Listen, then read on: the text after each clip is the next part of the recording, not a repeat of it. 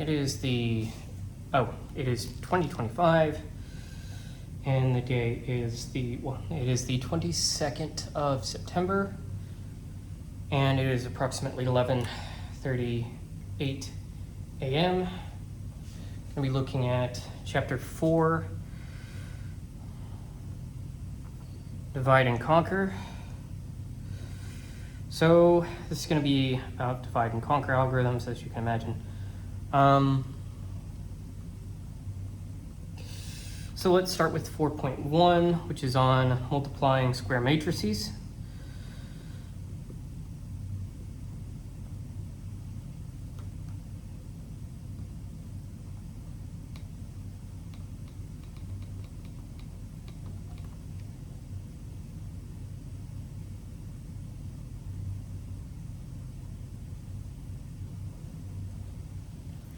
Right, let me check that. Looks good. Okay, I've got to get this. Okay, so what is there to say? So for some context, matrix multiplication is a central computational primitive in algorithms, so to speak. So the straightforward n by n matrix multiplication, well, that runs about theta n cubed, theta of n cubed time. Divide and conquer strategies can restructure this computation and yield recurrences for analysis. So by partitioning into submatrices, so divide and conquer, and we're looking at multiplying square matrices. Okay, what's the motivation there? Well, by partitioning matrices into submatrices and applying recursive multiplication, we reveal opportunities for algorithmic improvement and asymptotic speedup. So let's take a look at matrix multiply just as an algorithm here. So let's say we've got ourselves a matrix multiplication algorithm, matrix hyphen multiply, okay? And then let's say it takes parameters A, B, C, and N, two things that you're going to input, and it accounts for whatever you're going to get as an output because you need that there, and then this is for indexing purposes. So let's say line 1 we have for 1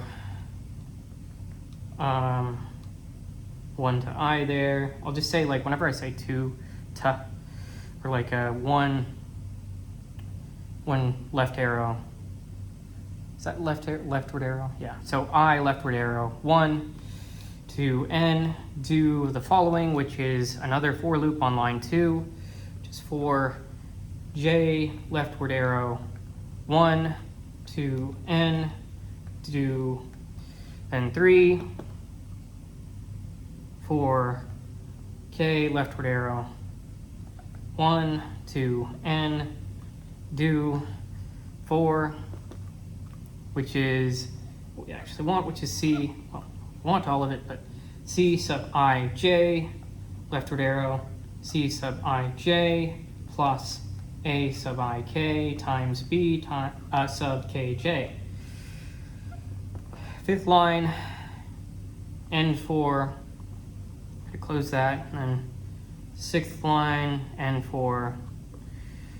Probably guess what the next one will be, right? Which is seventh line, n4. Okay?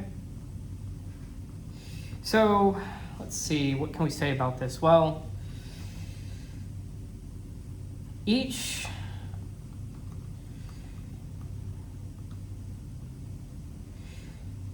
of the 3 nested loops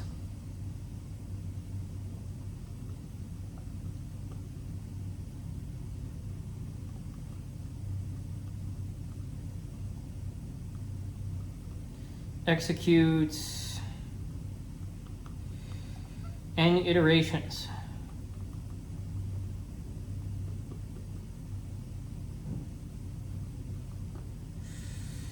Let's see. Okay, let me just make more room here. So line 4 is constant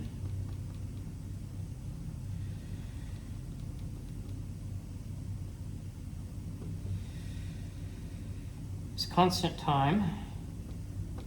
Thus, running time is theta of n cubed. Okay? Should be noted, this is even accounting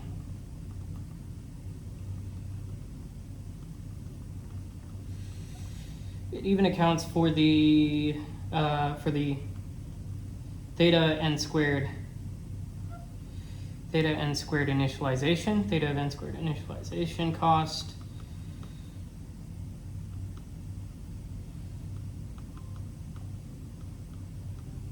Of C. The asymptotics remain, right? So, like we were mentioning earlier, the asymptotics remain theta of n cubed. So, can we get any better at this? Well, the answer is of course yes. So let's take a look at the divide and conquer approach to this. Okay.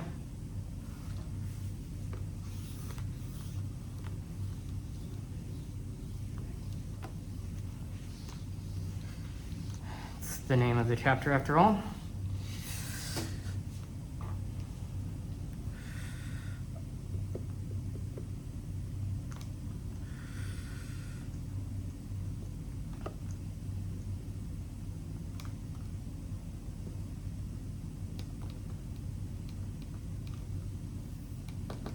So, say we partition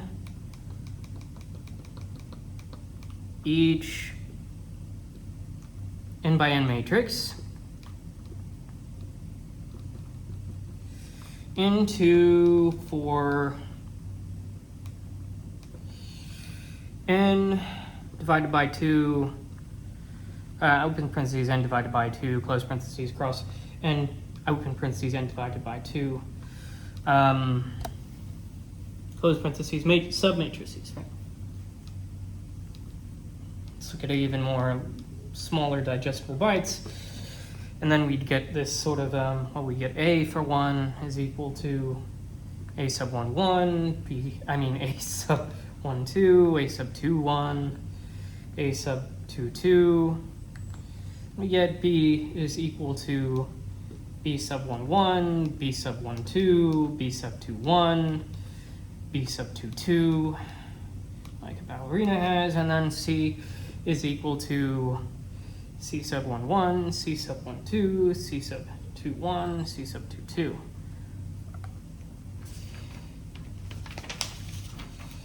So from this point, how is it, what do we do next?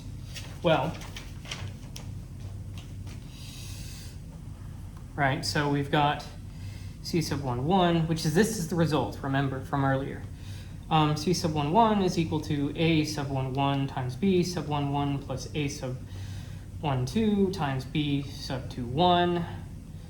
C 1, 2 is equal to A sub 1, 1 times B sub 1, 2 plus A sub 1, 2 times B sub 2, 2, and then C sub 2, 1 is equal to A sub 2, 1 times B sub 1, 1 plus A sub 2, 2 plus times B sub 2, 1, and then C sub 2, 2 is equal to A sub 2, 1 times B 1, 2 sub 1, 2 plus A sub 2, 2 times B sub 2, 2. And this requires tact and precision. Well, to be more specific, it requires 8 multiplications. Right, 8 multiplications, you can count them. Multiplications of open parentheses n divided by 2 by close parentheses by open parentheses n divided by 2, close parentheses, submatrices, and 4 additions. Right. Okay. Now, let's take a look at what this looks like in terms of a more formal approach, an algorithm, right?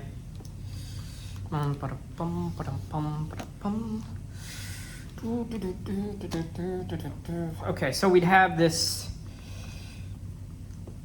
matrix, and remember these things are recursive in nature, divide and conquer, that's recursive in nature. It's not iterative like insertion sort is, okay? Though you can have, there's like proofs out there and that you can look at that show that these things are roughly equivalent. You can get a recursive algorithm from an iterative algorithm and vice versa. Ooh, I did not include enough room here to the right. Okay. It's talking about politics. You do not include enough room for the right. Okay, so matrix multiplication, matrix hyphen multiply,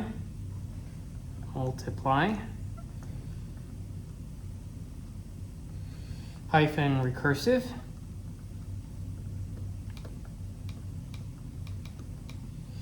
then our parameters are A, B, C, N, right? And so what do we have for line 1? Well, for line 1, what did we do first? Well, you know, we've got to keep track of all of these iterations. Well, not iterations, silly. How do I say? So it's like, you know, you have n by n. Well, this time we're going to be looking at, so this is taking into account the, I said indices earlier, but that's not accurate. It's more like, you know, we have n by n, and so it's like, well, you're looking at 2 by 2, 3 by 3, right? In this case, that would be 1 by 1 submatrices. So you're breaking it up into submatrices. You're looking at the, what is it called? I think there's a word for it. I mean, we'll just say it's the number of rows and columns, right? So we'll just say that, and though there's probably a more fancy way of saying that, but for now, let's go on to line 2, which is C sub 1, 1, leftward arrow, C sub 1, 1 plus A sub 1, 1 times B sub 1, 1, okay? And then 3, return. And 4, and if.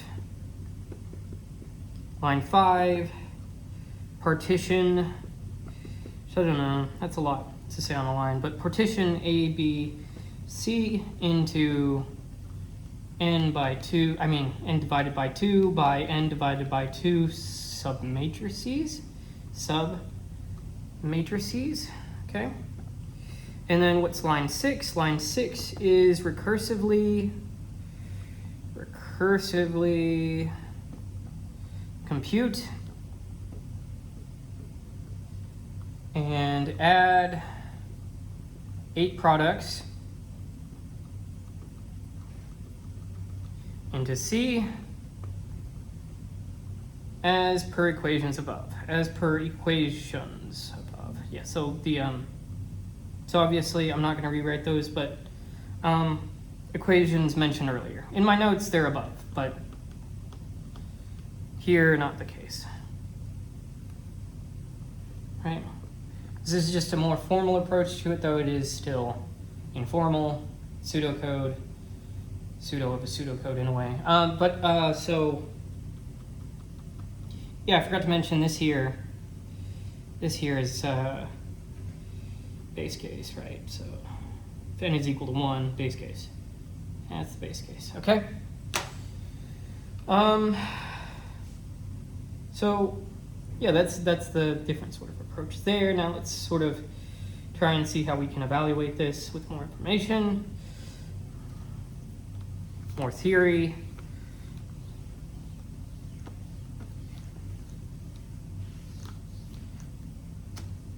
So let's say we have to look at recurrence here.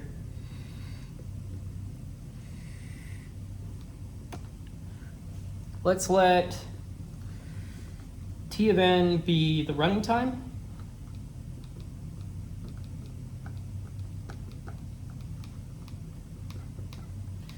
Then T of n is equal to 8 times T of n over 2 plus theta of 1. Okay, so what's the let's add proposition here. The recurrence T of n is equal to 8 times T of n divided by 2 plus theta of 1 have solution T of n, which is equal to theta of n cubed. So did we really gain anything, right? Well, divide and conquer.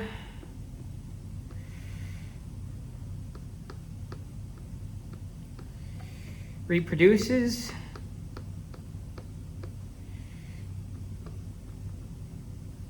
the same theta n cubed bound as the straightforward method.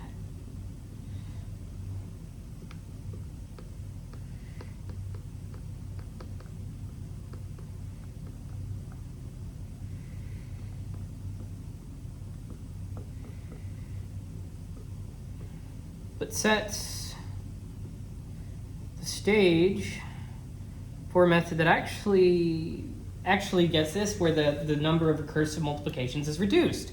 The stage for Strawson's breakthrough, which we'll look at here in a moment.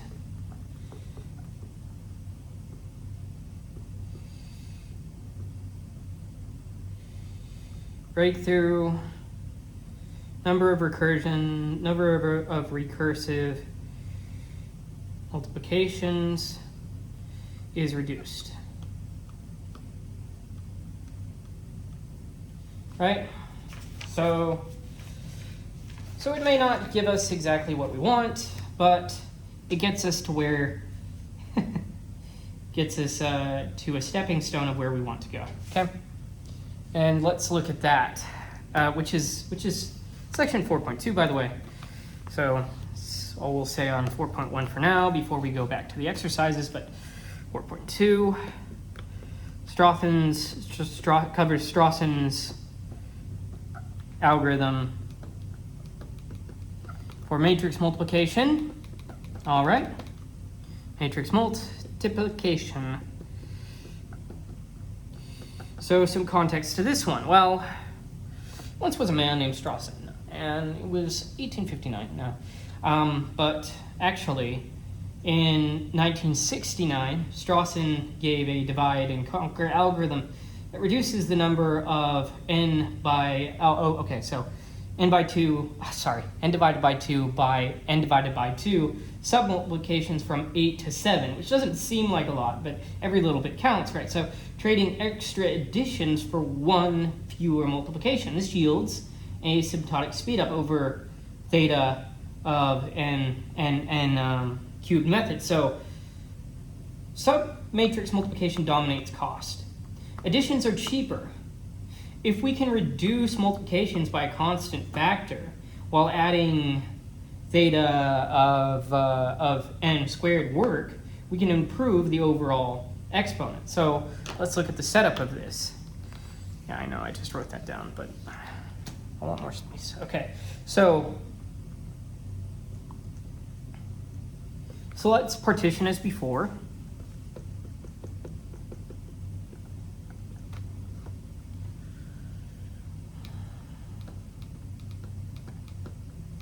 What do we have? We have A is equal to the same matrices, right? So A sub 1, 1, A sub 1, 2, A sub 2, 1, A sub 2, 2. We have B is equal to B sub 1, 1, B sub 1, 2, B sub 2, 1, B sub 2, 2. And then for C, we have, C sub 1, 1, 1, 1, 1, 1, 1. C sub 1, 2, C sub 2, 1, C sub 2, 2, and let's form, this is different, form, I was going to say term, but it's 10, form 10 n divided by 2 by n divided by 2 sums / differences.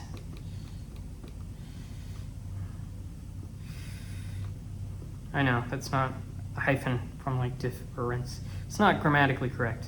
But this is not an English paper, so you can't get me for that. Not yet. And if you do, well, you're going to have to try harder than just criticizing me.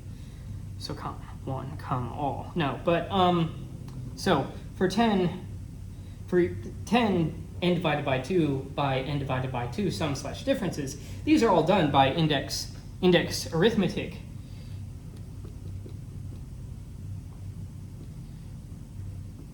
In theta of n squared total time.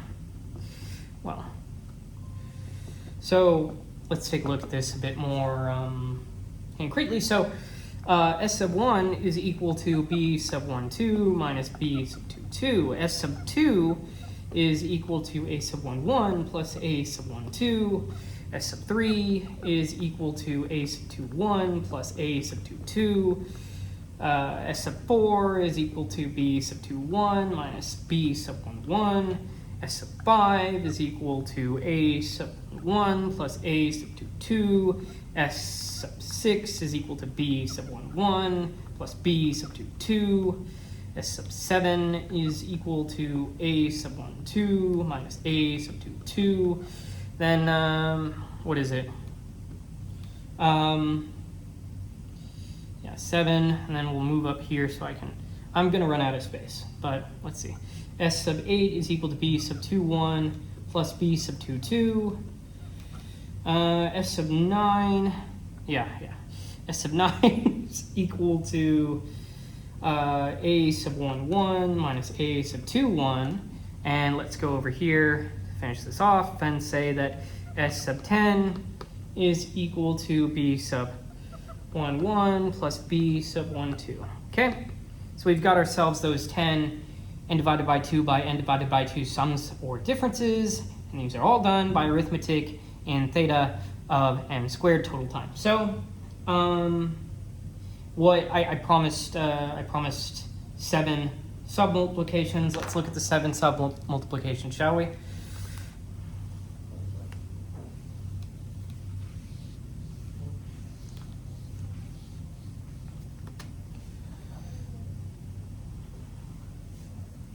Some cues, I don't know what that was. Okay, compute 7 products.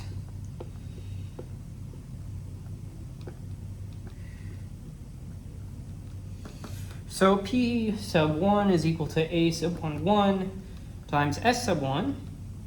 P sub 2 is equal to S sub 2 times B sub 2, 2.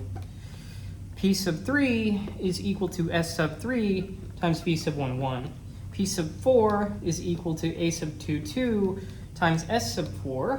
P sub 5 is equal to S sub 5 times S sub 6. So that's weird, right? But P sub 6 is equal to S sub 7 times S sub 8. And then P sub 7 is equal to S sub 9 times S sub 10.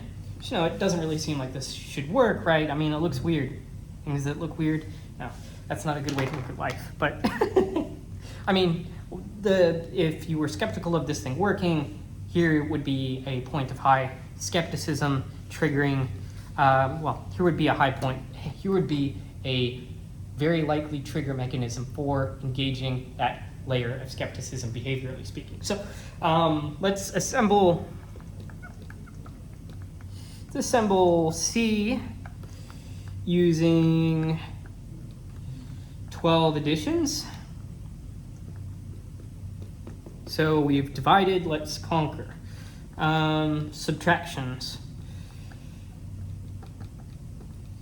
See here, C sub 1, 1, leftward arrow, C sub 1, 1 plus P sub 5 plus P sub 4.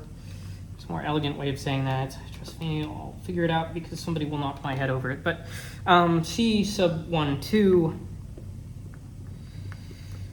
leftward arrow, C sub 1, 2, plus P sub 1, plus P sub 2, C sub 2, 1, leftward arrow, C sub 2, 1, plus P sub 3, plus P sub 4, and I think it's just like a pass by reference sort of thing. I think this might be just pointers, but I can't remember.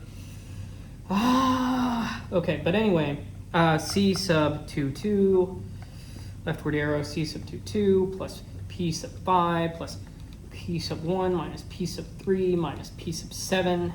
You know, it's like, it's kind of funny. You account for all of these like big things in your notes, let's say, and then you realize that there's a whole bunch of smaller things that you're not keeping track of.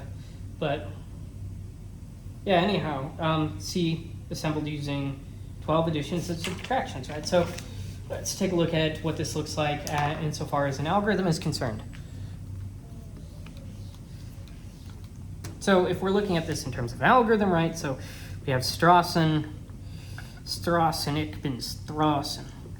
Strassen multiply, Strassen hyphen multiply in all caps, right? So let me see here. With parameters as they've been before, A, B, C, and then N. Let's say, so I'm gonna be a bit lazy here and just do that so I won't have to redraw that. So if N is equal to 1, well then you'd have the base case, right? So then you'd have line 2, which is C sub 1, 1, leftward arrow, C sub 1, 1, plus A sub 1, 1, times B sub 1, 1, and this would in fact be the base case, right? Base case, and then for line 3, you'd say, okay, let's return, whoopsies, line 4, and if line 5, partition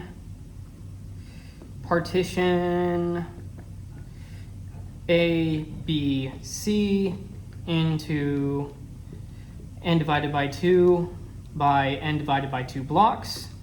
By the way, just because I'm going here doesn't mean that's not still just a single line, okay? Okay, but anyway, by indices. Right. Okay, so line 6, form S sub 1 all the way up to S sub 10 as we did earlier, right? So that is theta of n squared work, right? It's just arithmetic, index arithmetic, so contained there, but then recursively compute P sub 1, P sub 7 on, running out of space again, n divided by 2 by n divided by 2 blocks. Okay. N divided by 2. And then let's look at 8 here, which I barely have enough space, if any at all. So let's update C sub 1, 1, C sub 1, 2, C sub 2, 1, C sub 2, 2, with P sub 1 all the way up to P sub 7, right? Okay? And this also is, oopsies. This also, it's the same thing, theta of n squared work, okay? So how do we look at the recurrence here? Just erase this. Well, so just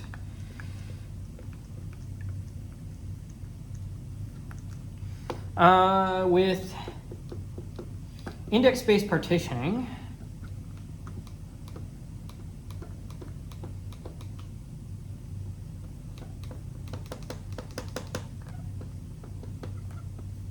the running time satisfies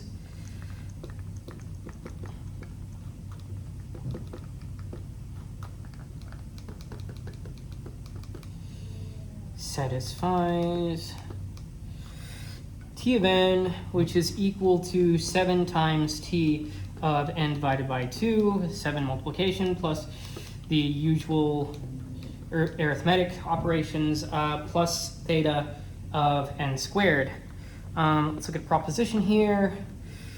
The recurrence, these can all be checked and proven, right? But that's not really the purpose. We're looking at the application, though there are some cases where we do, right? So the recurrence T of n is equal to 7 times T of n divided by 2 plus theta of n divided by 2 solves to T of n.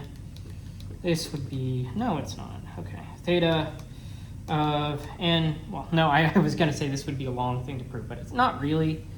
Just that I'm not really going to get into it too much right now, maybe later. Okay, T of n is equal to theta of n to the log of 7.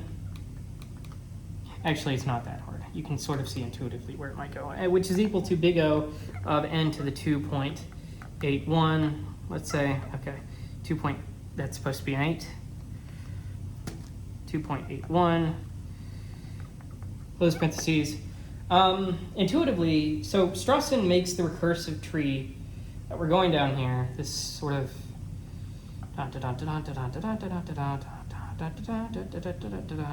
so the book like has this concept of like makes the thing less bushy-like. So Strawson makes the recursion tree less bushy. 7 children, right? 7 children. 7 instead of 8. The theta of n squared extra additions at each level are dominated by reduction in the number of multiplication across levels, yielding the smaller exponent. So Strawson's method is asymptotically faster. So let's say this. Strawson's method is asymptotically faster,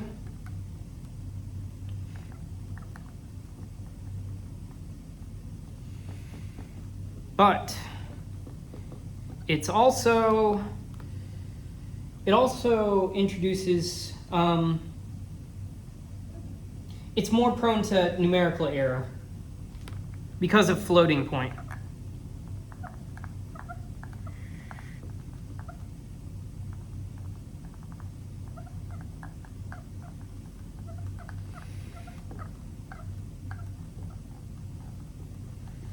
Right, so in practice, hybrid implementation switch to classical multiplications as a result. To classical multiplications at small n for constant factor wins, right? So you don't really have too much of a problem with floating point with numerical error concerns. If you look at this and you say, okay, we're going to look at this at small n for constant factor wins. I mean, like, you reduce the probability of running into, let me write this, practice, in practice. That's not going to look very good. Okay. N for small n. This isn't going to look like anything, but for constant factor wins. Okay. So that's why you use it. It's like so you get that trade-off. It's a double-edged sword in that way, but you can mitigate one edge if you say, okay, we'll go along a different path there. So we'll cut into a different thing. I guess I don't. What's the analogy for my double-edged sword in this case? Yeah, we'll limit the targets that this edge is trying to cut down, I think. We'll use a serrated blade or something like that. I don't know. Okay, so that's it for 4.2. Let's move on to 4.3. 4.3, the substitution method. There's like 7 different sections in this, so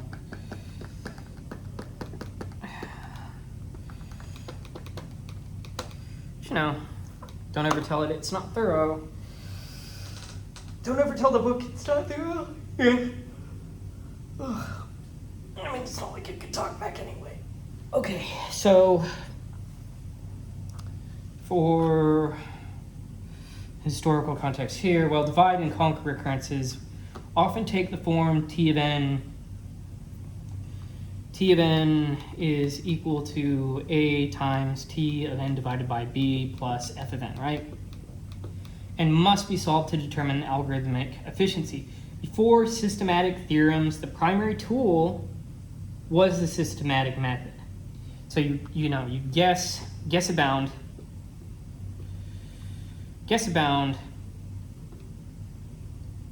and prove it. This was done via induction. Okay? So the substitution method is flexible. That doesn't look like anything, that's fine. But the substitution method is flexible. It works even when something we'll look at later, the master theorem does not apply, which is kind of funny because it's called the master theorem. You think, okay, it's called the master theorem, it should work for everything. Apparently not. Apparently we'll just call it the master theorem. There's reasons behind it, but I digress. It works even when the master theorem does not apply. The process is constructive, reinforcing intuition about how terms grow and dominate, but it's kind of like, you're looking at a graph and you plug and chug everything. It's like, well, let's just get into it. And you can make up your mind insofar as what you want to compare it to. So for the method itself, oops, nope, okay, this thing is out, I think. I kind of want to throw it across the room into the trash can, but this is a very big room. Well, it's a much bigger room in comparison to the ones that I'm usually in, so. Let's say, okay, so the method to show T of n is equal to big O of G of n. So, like I mentioned earlier, well, in brief, first guess a bound, right? Guess a bound G of n based on the occurrence, the recurrence. Based on the recurrence, okay? And then 2, prove by induction that T of n is less than or equal to C of G of n for some constant C,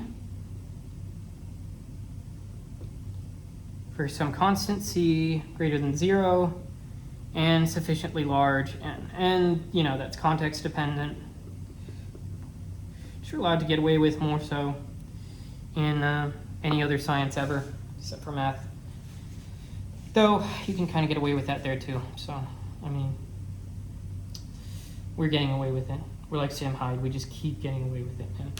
Okay, so let's look at, well, I'll say this. Analogously, as I make a note of it, so analogously, to show big omega of G of n, well, you just go, you say, okay, let's just go in the opposite direction pretty much, which is, T of n greater than or equal to C of G of n, with C being greater than 0 and sufficiently large n, okay? So, let's look at an example. Let's get into an example. So, before I called them calculative, but it's a calculative example. That's what I prefer. I forgot to write them as calculative. I forgot to have like a whole environment defined, I think. I don't know, I can't remember.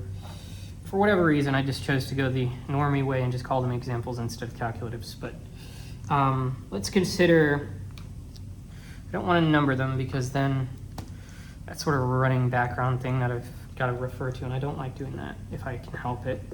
So consider T of n is equal to 2t floor function n divided by 2 plus n. So we look at that, we say, okay, let's guess T of n is equal to big O of n log n. Why would you say that? Well, let's look at the inductive step.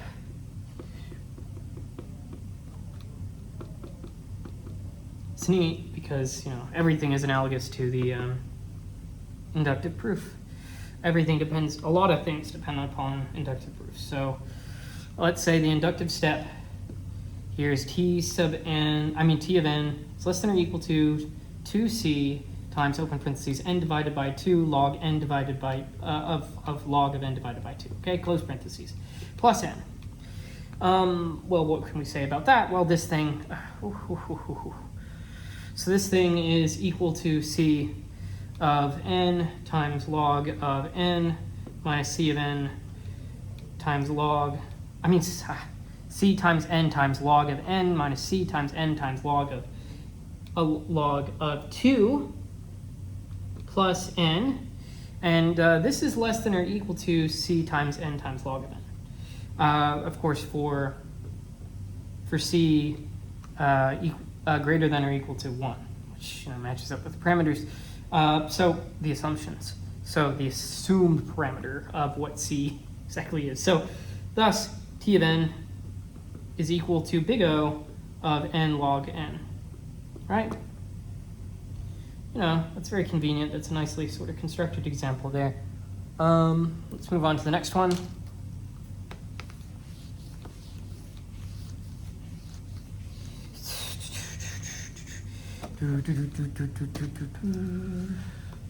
So for example 2, consider, oh goodness gracious, in my notes I number them because you can just say, okay, in a LaTeX document you can say this thing is an example and it's like it automatically numbers them, but I don't want to have to keep track of the numbers just in case of, I don't know, something goes wrong. Then I'm like, oh, was it this number or this number? And it's a whole conversation I don't want to get into, which is like, you're going into the conversation right now, I understand, but let's just look at this, okay? Leave me alone. T of floor function n divided by 2 plus T of ceiling function n divided by 2 plus plus theta of n. So what would we do here? We'd say, okay, let's guess T of n is equal to big O of n log n, okay? Well, the induction step proceeds similarly.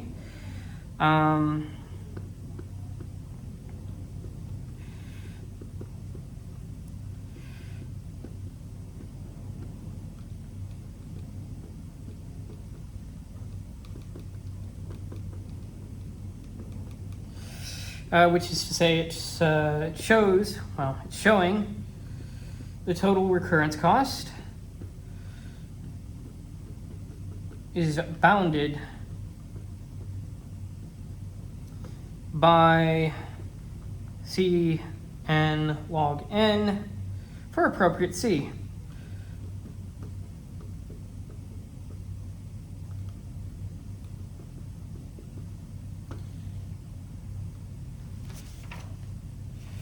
That would be, so yeah, you go along the same sort of lines and you break down the inequalities, and you could do that.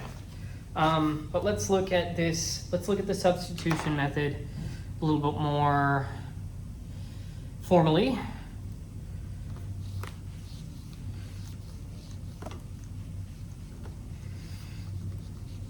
Okay, and so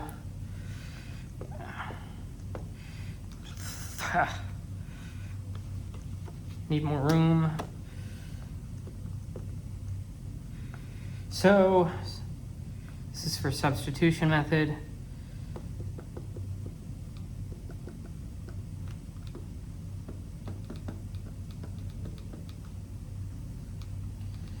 So if a correct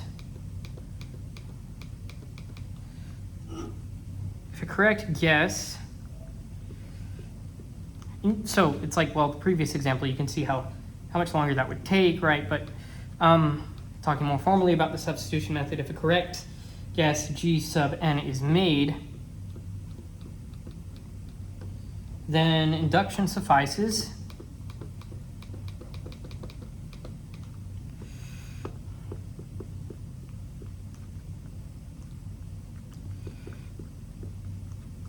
to prove T of n is equal to big O of G of n. or T of n is equal to big omega of G of n for many divide and conquer references. Recurrences, sorry.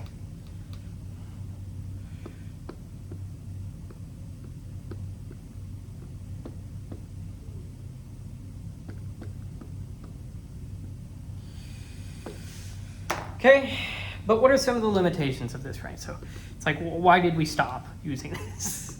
Well, you can kind of see, for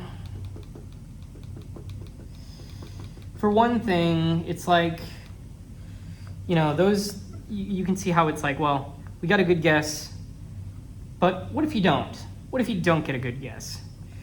It's like, well, crap, you know? It's like, try again. Requires a good guess for one thing.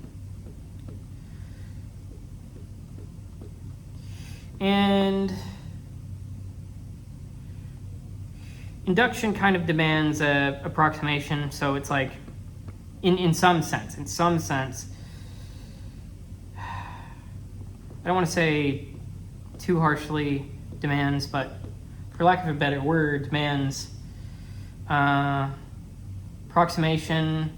I think the book says fudging, which is, you know, the same thing in a way, fudging constants. But those things can matter. Those things can matter. Constants, subtracting lower order terms. For instance,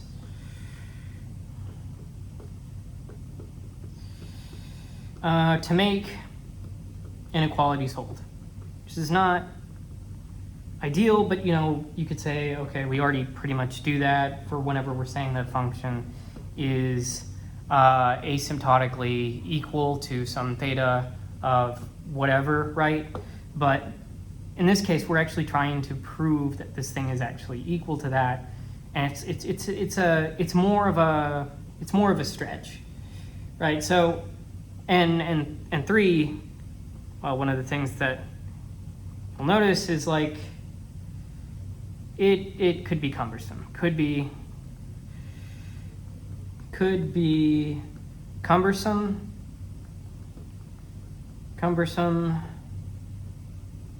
for irregular recurrences. Okay.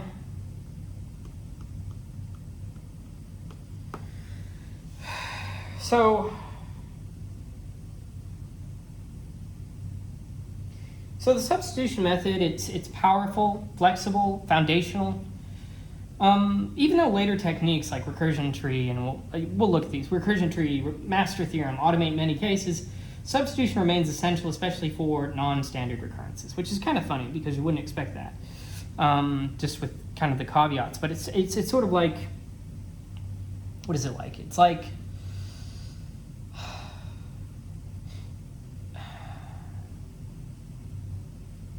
let me think.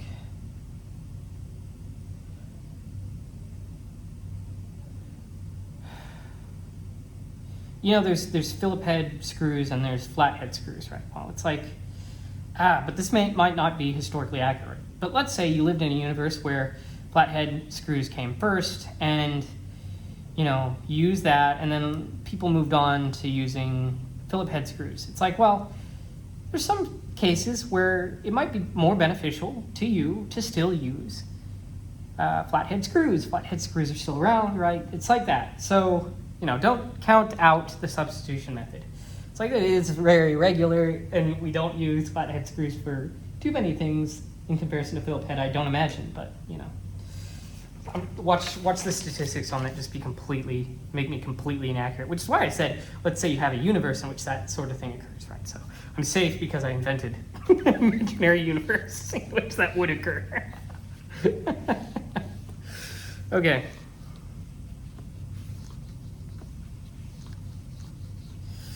But I mean, like, that's just a pattern with, like, anything, with a lot of things in human history. It's like, well, you know, you have this one thing, and it's like, it's not working anymore, but there's a specific, okay, I have one, the Maxim gun.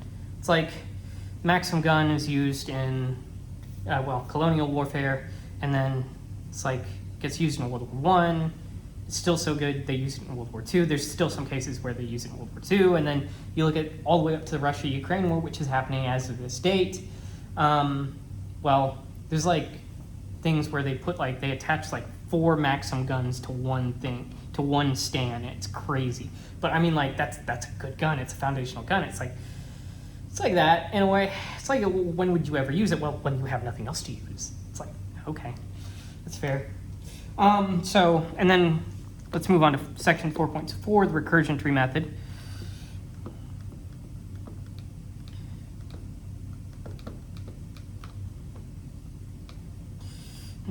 Less like that. Less like that. Okay. Recursion tree method.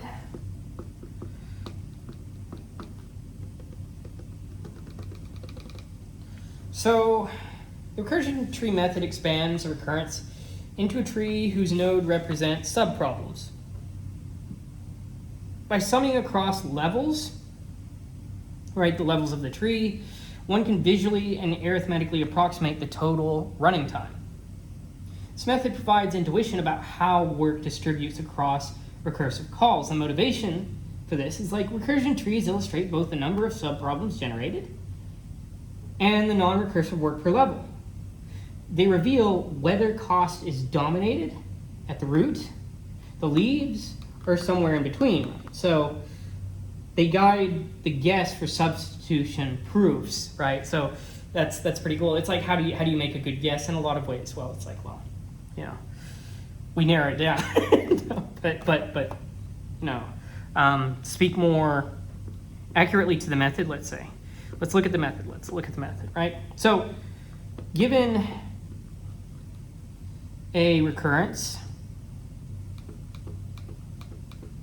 of the form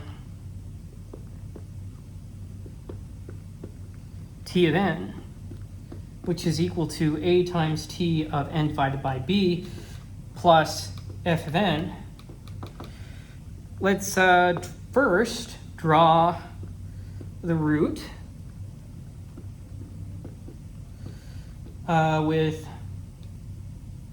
with cost f of n, and then second, expand into a children. It's a number. Didn't just go so far as to do that incorrectly grammatically. Each of size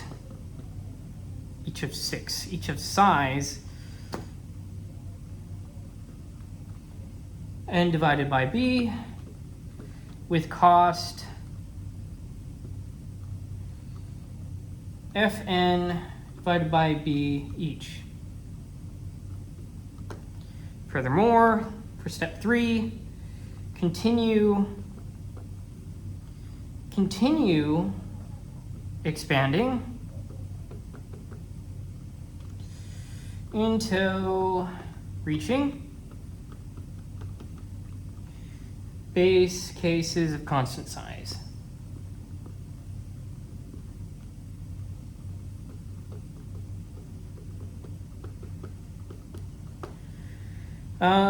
And then 4, finally, sum the costs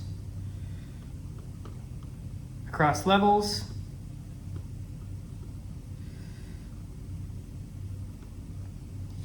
to estimate total T of n, okay? Oopsies, that looks like a pi symbol, like a big sum symbol. Okay, so T of n, right? Let's look at an example of this, right? Yeah.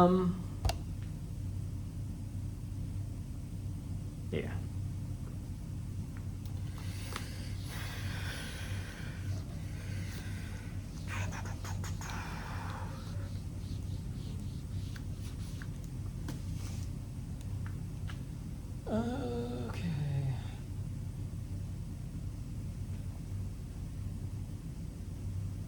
So for this first example here, let's say for T of n, It's equal to 2 times t of n divided by 2 is equal to t plus n. So level 0, you can actually visualize this with like a tree. I'm not going to draw out the trees right now. Let's say we're just going to stick to words, and then whenever it comes to the exercises, maybe we'll get into the tree. But the book has prettier pictures than I could ever draw anyway. So, you know, level 1, 2 subproblems of size n divided by 2, each cost n divided by 2, total n. Okay. Let's say we look at level 2. We've got 4 subproblems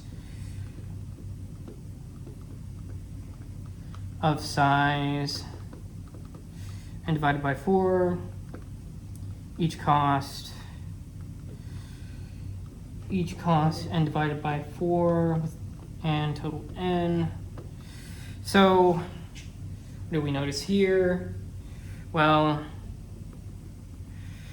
each level, I don't know why I went all the way up there, but each level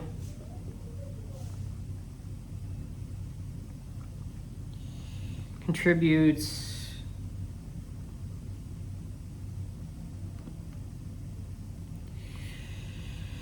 n, and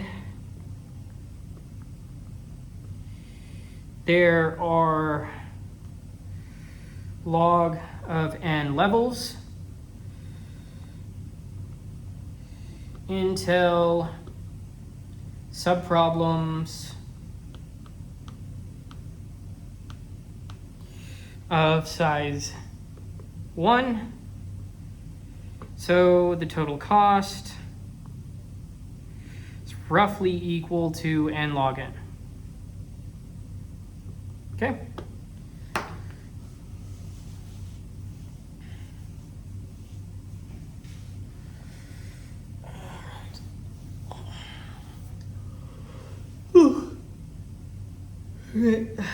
Goodness.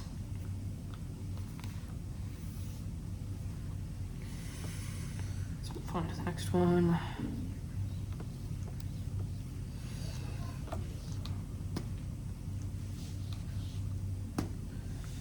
Okay, so let's look at another example here. Say we have for t of n is equal to 3t of n divided by 2 plus n, right?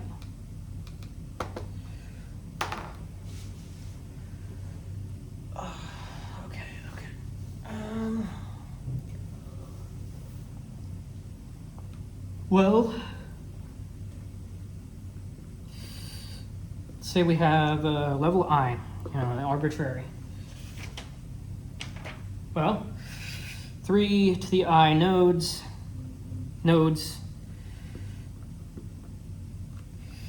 each with cost n over 2 to the I. So total, open parentheses, 3 divided by 2, close parentheses to the I, times n. Okay? For each of those level, so for each such level I, right? Height,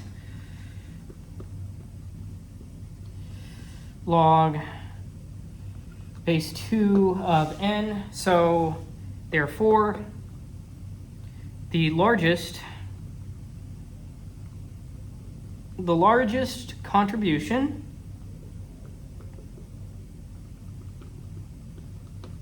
is from the leaves. Crap ton of leaves, right? Leave me alone.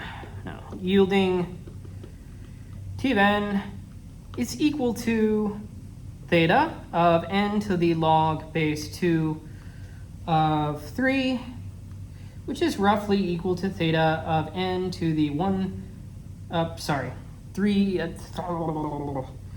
is roughly equal to theta of n to the 1.585. Okay? All right. now let's look at another theorem here. What can we say more generally about this recursion tree thing? Well, it is a tree, and it does have something to do with recursion. That's very good.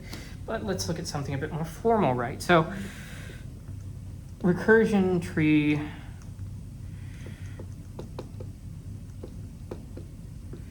intuition.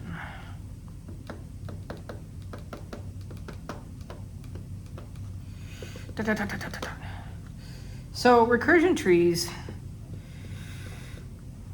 No. Okay. So, let's say this actually is more accurate to what the theorem is. So, for divide and conquer,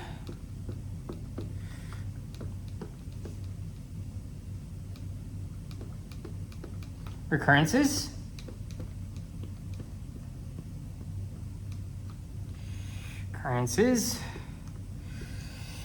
the total cost, don't need some Egyptian symbol. Okay. The total cost is the sum over levels. Let's actually write levels of the recursion tree.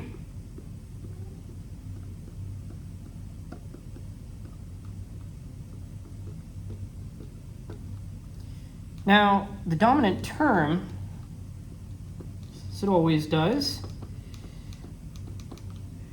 well, yeah, there's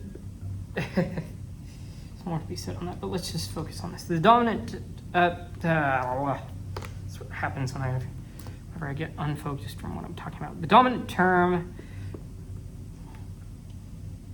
arises either at the root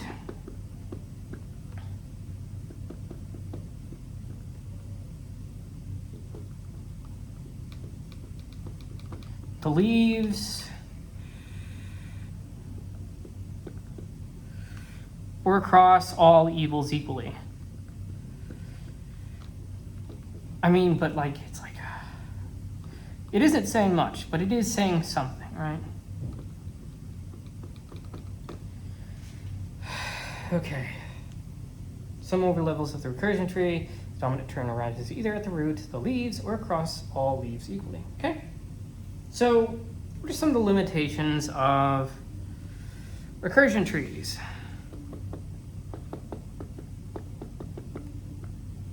Limitations. So recursion trees provide approximation and intuitions, but they may require careful bounding, and if some of you notice, that's good, of geometric series.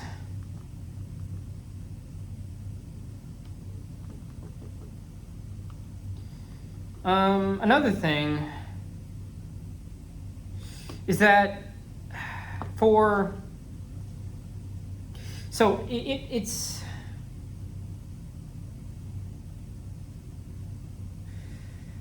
so we'd verify its results using substitution method.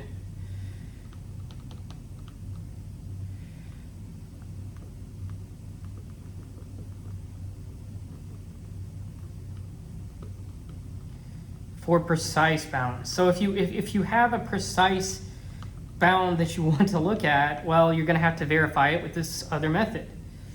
Sorry, it's just what you got to do. I mean, you don't have to, but feel free to see what happens if you don't, right? So consequences, but the recursion tree method complements substitution by making costs visible. So let's say that.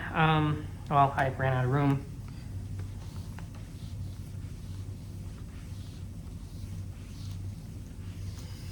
Yeah, this is worth writing down. So, at least for me, up here. So, remark. The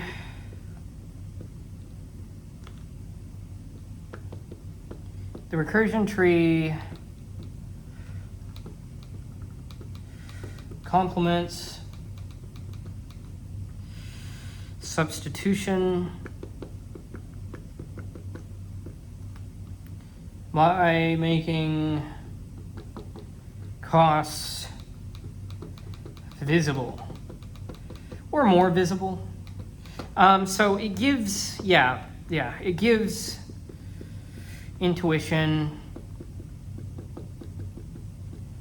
for where asymptotic growth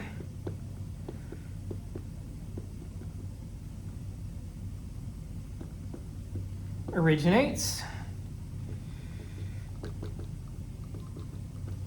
and helps shape accurate guesses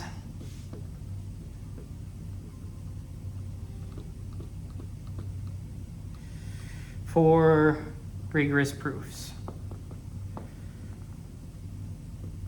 Okay? All right. Now, do I have time for this one? Or do I leave it on a cliffhanger? I think I'll just leave it on a cliffhanger for now. We'll pick up with part 2 on this chapter. We'll pick up with the master method and we'll finish this off in a bit, okay? That's it for now.